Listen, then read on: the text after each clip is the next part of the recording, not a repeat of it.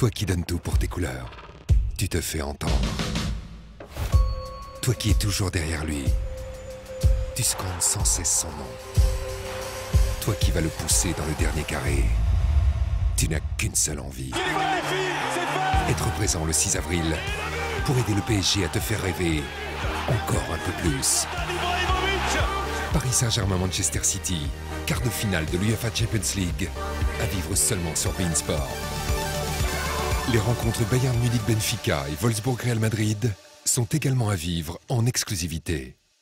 Oui, cette ligne droite est interminable. Celui qui la connaît peut-être le mieux, c'est Sepp Van Mark, parce qu'il habite la région, il s'entraîne souvent par ici. Je le croise de temps en temps à l'entraînement, donc Sepp Van Mark connaît parfaitement ce final. Le seul qui a déjà levé les bras sur Gambé-Velgem dans ce groupe de tête, c'est le champion du monde, Peter Sagan, vainqueur en 2013.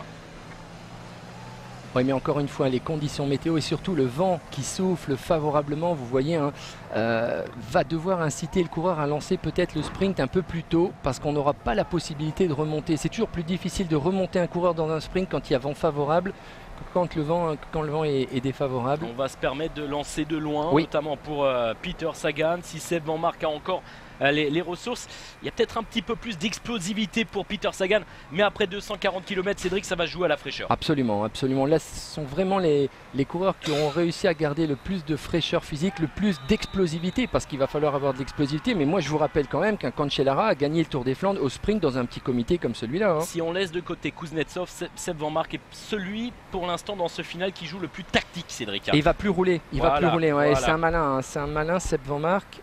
Bon, ils sont tous les trois capables de l'emporter, hein. Franchement, ce sont des coureurs qui sont bien explosifs. Ça y est, on va commencer à s'observer, on jette les bidons. Et c'est là que Kuznetsov doit essayer de filer. C'est à ce moment précis, il faut qu'il tente le coup au moins une fois, Kuznetsov. Luke Rowe et Tige Benoît qui n'ont pas encore baissé les bras à l'arrière. 45 secondes, c'est terminé messieurs, ce sera pour les places d'honneur vous concernant. Et là voilà, Cancellara en tête, il faut y aller. Kuznetsov devrait essayer parce que qui de Van Mark, de Sagan ou de Cancellara va aller chercher Kuznetsov? 2 km, ah bah c'est sûr que ça risque de se marquer. Le directeur sportif de la formation Katusha qui a tout intérêt à encourager Kuznetsov à attaquer. Même cuit, il faut y aller, il faut tenter, c'est un coup de poker. C'est un coup de poker qu'il faut tenter sur ce coup-là. Cancellara qui met la pression sur Sepp Van Mark. Sepp Van Mark qui ne va plus passer évidemment, attention parce que il a la force, mais c'est tout de même un coureur intelligent. C'est vrai qu'il a fait beaucoup d'efforts, peut-être il est l'homme qui a fait le plus d'efforts avec Kuznetsov dans ce final. Et ils aperçoivent désormais le dernier kilomètre. Oui, dernier kilomètre avec Fabian Cancellara en première position. Kuznetsov, alors je suis surpris, Kuznetsov qui tente même rien, c'est incroyable, il faut qu'il... Il est cuit, il est cuit. Ouais, mais même cuit, il faut y aller, ça roule à 30 à l'heure là. Regardez, c'est le seul qui a les mains notamment sur les cocottes de frein. Il n'est pas dans une position, il n'est pas dans un niveau de concentration pour s'imposer. Il sait évidemment qu'il est battu. La flamme rouge, désormais on est quasiment à l'arrêt, 45 secondes, 1 km 2. Regardez, à l'image des pistards, Fabian Cancellara, la flamme rouge le dernier kilomètre en première position. Sepp Van Mark, bien calé dans la roue. Le champion du monde Peter Sagan qui n'a pas encore remporté de victoire cette saison, qui n'a plus remporté de victoire depuis son titre de champion du monde. Fabian Cancellara qui va craquer, c'est une guerre des nerfs. Après 242 km, on se décontracte un petit peu pour Fabian Cancellara qui observe. Personne n'attaque pour l'instant. Kuznetsov qui ne prend pas l'initiative. Attention parce que derrière on passe sous la flamme rouge également le dernier kilomètre. Et on va apercevoir là-bas au loin la ligne d'arrivée. Le sprint n'est pas encore lancé, on s'observe. Cancellara, il a raison de venir sur le côté. Il n'a qu'un seul côté à surveiller. Ah, regardez, il incite. Il est quasiment à l'arrêt. On est quasiment à l'arrêt. On n'a pas d'information. Est-ce que derrière, ça peut rentrer ou non? Peter Sagan qui fait semblant de lancer son sprint. On essaye de bluffer Cancellara en première position. Sepp Van Mark.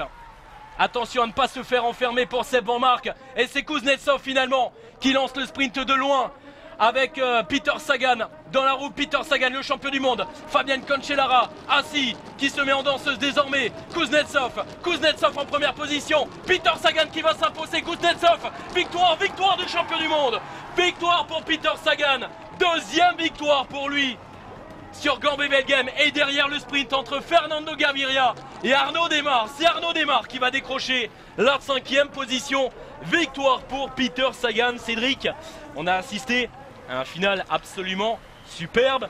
Et Cancellara qui semblait peut-être être le plus frais, finalement battu. Ouais, qui a été un peu fébrile, un sprint complètement arrêté qui n'est pas à l'avantage de Fabian Cancellara. Bien sûr, il aurait fallu avoir plus de vitesse. Bon, c'est quand même mérité de la part de Peter Sagan, un beau vainqueur pour cette édition de Gand-Wevelgem, et puis probablement beaucoup de remords pour Arnaud Démare qui l'emporte facilement pour la 5e place. Elle est là la victoire qu'il attendait depuis son titre de champion du monde. Oui, Peter Sagan qui s'impose. On va revoir, je vous laisse décrypter Cédric ce sprint avec cette vue d'hélicoptère. Et là vous le disiez, la vitesse est complètement, on est quasiment à 30 km/h, donc plus on attend, plus, et c'est Kuznetsov en premier qui lance le sprint, Sepp Van Mark qui reste dans le sillage de Fabian Cancellara, qui à ce moment là, vous voyez, Cancellara n'a pas les watts nécessaires, parce que le seul capable de faire l'effort pour venir dans un premier temps dans la roue de Kuznetsov et de mettre encore la pression pour le dépasser, c'est Sagan qui était au sprint nettement au-dessus de Sepp Van Mark et de Cancellara, qui ne vient même pas sur le podium. Kuznetsov est sur le podium. Il a failli gagner. Hein. Mais il a attendu trop tard, Kuznetsov, quand même, pour attaquer. Il avait quand même les moyens. Vous voyez, c'est lui qui a mis la première petite banderille. Et là, on voit que Cancellara n'a pas les moyens d'y aller parce que c'est lui qui est le mieux placé. C'est Peter Sagan qui met enfin ses qualités de sprinter sur le tapis pour l'emporter à Gand-Wevelgem et lever les bras pour la première fois de l'année. Bravo à Peter Sagan. Manque de fraîcheur, très clairement, Cédric, pour Sepp Van Mark qui lui a fait beaucoup trop d'efforts, qui a couru à contre-temps, qui a réussi. Déjà, c'est une vraie performance athlétique de revenir sur la tête de la course, d'être présent dans ce groupe. Mais Kuznetsov, il en avait encore sous la pédale. Oui, Kuznetsov en avait sous la pédale, mais on voit que Sagan est un peu gêné par Cancellara et il a vraiment suffisamment de force nécessaire pour remonter. Sepp Van Mark a peut-être fait l'erreur de rester dans la roue de Cancellara. Il misait peut-être sur une victoire de Cancellara et donc après, évidemment, pas possibilité de revenir. Mais belle victoire aujourd'hui du champion du monde et j'insiste, belle 5e place d'Arnaud Démare qui confirme sa victoire de Milan-San Remo. Ouais, absolument, et s'ajoute à cela notamment la victoire aujourd'hui de Thibaut Pinot au classement général, victoire d'étape plus classement général sur le critérium international. Pas beaucoup de regrets pour Cancellara, il se retrouve en tête, il n'arrive pas à les faire passer, ils sont quasiment arrêtés, il vient se coller aux balustrades pour n'avoir qu'un seul côté à surveiller et il manque un petit peu de... On va l'écouter, Peter Sagan, le champion du monde. Thank you very much. Merci beaucoup. Je suis très content du scénario du jour. Je dois remercier mes équipiers parce qu'ils ont fait également du bon boulot.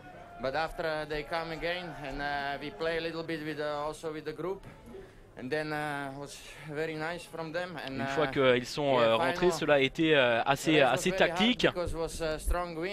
On a réussi à sortir. Je suis content parce qu'il y avait quand même un vent qui était particulièrement fort. On a tout donné avec Fabian, notamment dans le dernier mont. On s'est retrouvé dans l'échappée. I think also the fans will see how was breakaway. We work together from the start. After was a little bit more difficult. On a travaillé ensemble. Sur la fin, c'était un peu plus compliqué, mais je suis très content de m'imposer enfin avec ce maillot. C'est ma deuxième victoire sur Gand-Wevelgem. And I want to dedicate this victory to father of my love because he did a hard time. Et je veux dédicacer cette victoire au père de mon amour. C'est ce que dit Peter Sagan parce qu'il traverse une période difficile. Racontez-nous un petit peu le sprint avec Kuznetsov qui a lancé le premier. C'était un sprint arrêté.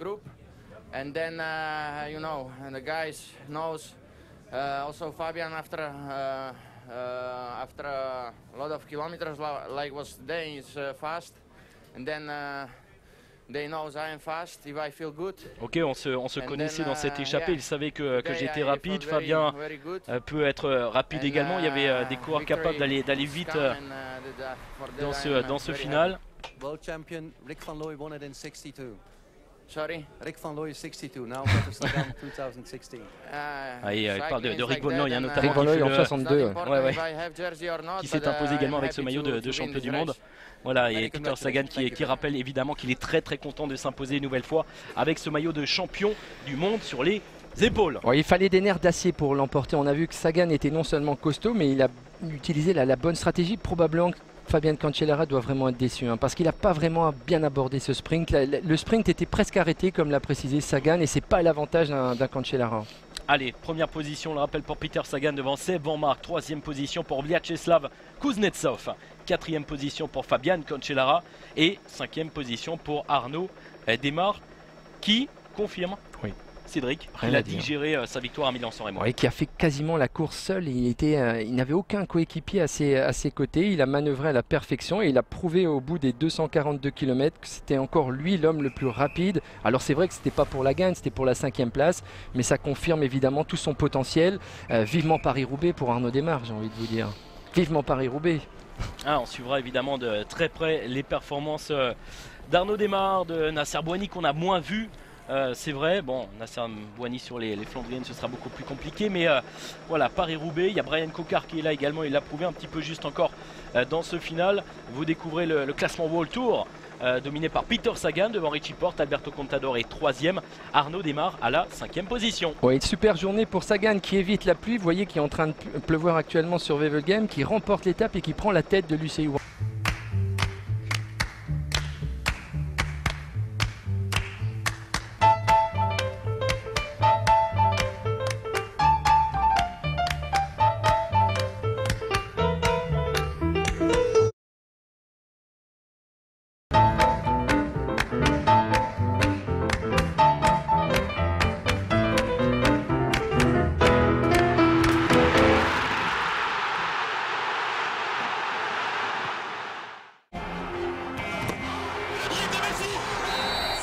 À venir en avril sur beIN Sport. Paris Saint-Germain, Manchester City, aller et retour en exclusivité. Et toutes les autres affiches des quarts de finale de l'UEFA Champions League. FC Barcelone, Real Madrid, le vrai classico, à suivre également en exclusivité. Les buts magnifiques. Les demi-finales de la Fed Cup, France-Pays-Bas. Les quarts de finale de la Champions Cup, avec les 3 clubs français encore dans la compétition, en direct. Le coup d'envoi des playoffs NBA pour suivre à nouveau le meilleur du basket. Les championnats de France de natation, qualificatifs pour les Jeux Olympiques de Rio. Mais à venir, bien plus encore sur beIN Sport.